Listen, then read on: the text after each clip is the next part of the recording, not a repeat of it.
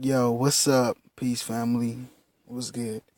After yet warnings, North Korea has tested even more nuclear missiles.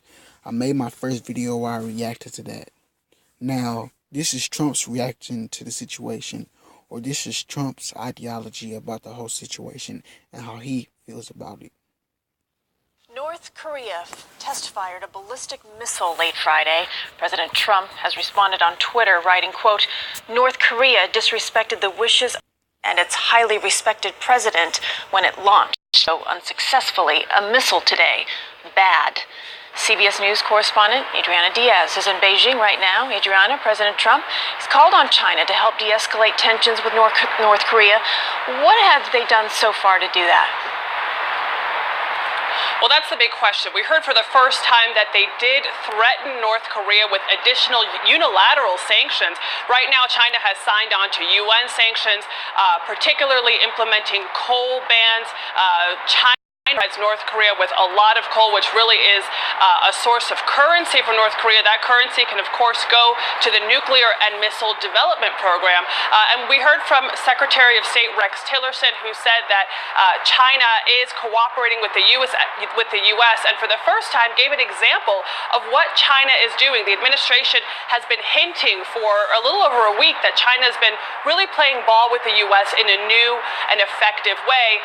And the Secretary of State told us that what China is doing that they're so pleased with is threatening North Korea with additional unilateral sanctions if they conduct another nuclear test. Now, what happened today was a missile test, so it didn't cross that red line for China, but it certainly is creating a strong response from around the world because these missile tests are also banned tests under UN resolutions. So do we know whether or not then if China will respond to this latest launch? We don't know. It's too early to say.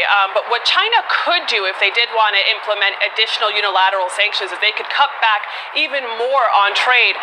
Some estimates put it at 90% in terms of the amount of energy that China supplies North Korea. So they're really North Korea's lifeline. China has not said that it would go so far as to take such a drastic measure.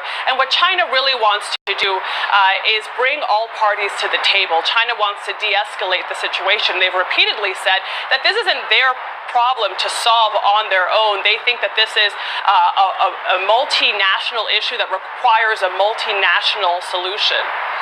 Adriana, the U.S. is set to deploy the military's missile defense system known as THAAD to that region. Here's what President Trump had to say about that.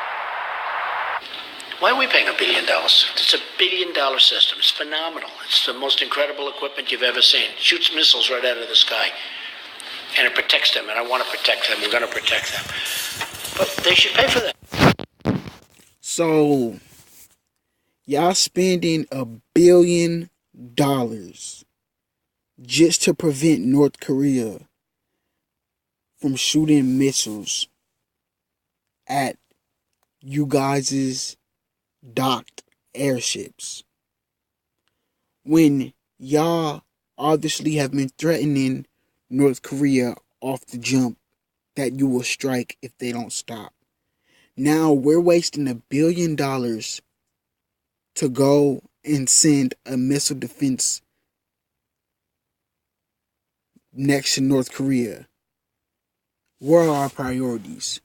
Trump, who has said America's first, is spending $1 billion outside of America to deal with a problem that won't benefit America. Trump just spent $1 billion with China's aid to stop North Korea, which is out of America. And America's jobs are already getting sent to China. And Trump said he will stop that. Yet he's directly playing with the Chinese. Are you not seeing this theme? Trump is duping you. Now then would be South Korea. What is that country's response to this? Do we know yet? Well, they were shocked to hear that. The deal that South Korea had for the U.S. was that South Korea would provide the land for THAAD, for the anti-missile system, and the U.S. would pay for it. So now that President Trump is changing what that deal could look like, that's a huge shock to South Korea.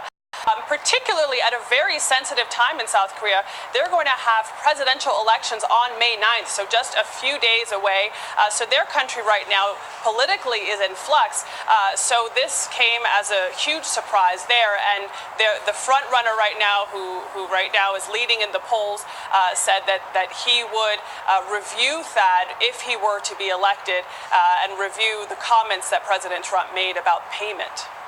Going forward now, Adriana, are you hearing anything on how things move along here with negotiations between North Korea's neighbors and the U.S.?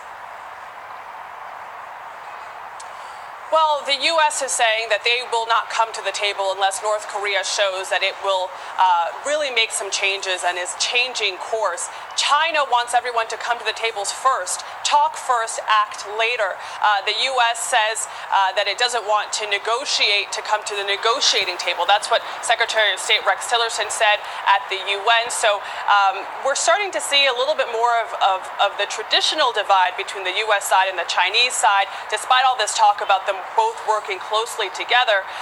But in terms of direct talks, that's unlikely unless the U.S. sees significant change from North Korea. And the fact that they just conducted another missile test clearly shows that they are not changing course.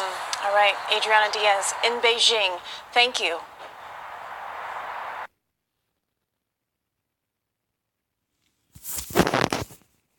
And there you go.